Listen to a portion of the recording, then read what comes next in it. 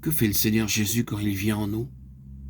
Il vient pour nous conduire, nous guider, pour nous aider, nous enseigner et pour manifester sa puissance à travers nous. C'est la raison pour laquelle nous devons le laisser prendre pleinement en charge nos vies. Mais bien au contraire, nous voulons souvent que le Seigneur dise oui à tous nos propres plans. Dans certains bureaux, les employés subalternes font tout le travail et transmettent des formulaires à leurs supérieurs. Avec une cigarette dans leurs mains et un coup d'œil distrait ici et là, ces fonctionnaires apposent leur signature sur n'importe quoi. Ils disent seulement « Le prochain, s'il vous plaît, dépêchez-vous. J'ai bientôt ma pause. » Certains s'imaginent que notre Seigneur est aussi semblable à ces fonctionnaires.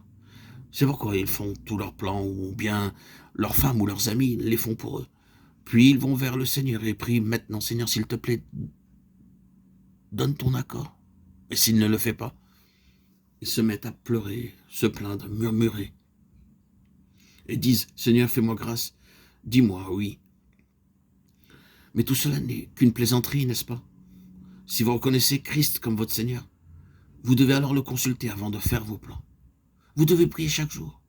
Seigneur, montre-moi ton chemin, accorde-moi la grâce d'obéir à ta volonté, introduis-moi dans tes voies parfaites et tiens-moi par ta main.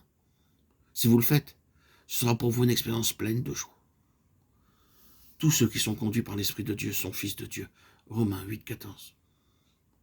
En toute chose, et même dans chaque parole que nous disons, nous devons être gouvernés par le Saint-Esprit.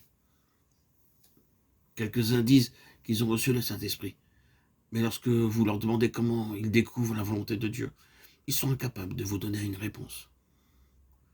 Vous découvrirez qu'ils sont gouvernés par leurs sentiments et leurs désirs. Ils ne peuvent attester leurs conclusions par la parole de Dieu.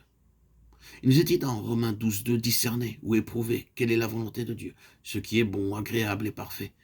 Vous devez appliquer chaque test et vous assurer de la volonté de Dieu. Par exemple, lorsque vous achetez de l'or, vous ne devez pas vous fier à sa couleur ou à son apparence. L'or doit être poli sur une certaine pierre ou bien passé au travers du feu. Il existe de nombreuses imitations.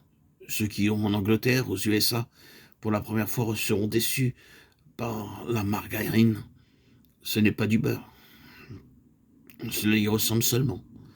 Lorsque je me rendis pour la première fois en Angleterre, je fus servi à chaque repas avec beaucoup de margarine. Je dis alors à mon amie que ma logeuse était tellement bonne et généreuse qu'elle me donnait chaque jour beaucoup de beurre. Il sourit en me disant que ce n'était seulement que de la margarine. Pendant 3 mois, j'avais pensé que c'était du beurre. Si vous ne savez pas comment découvrir la volonté de Dieu, vous serez trompé de la même manière.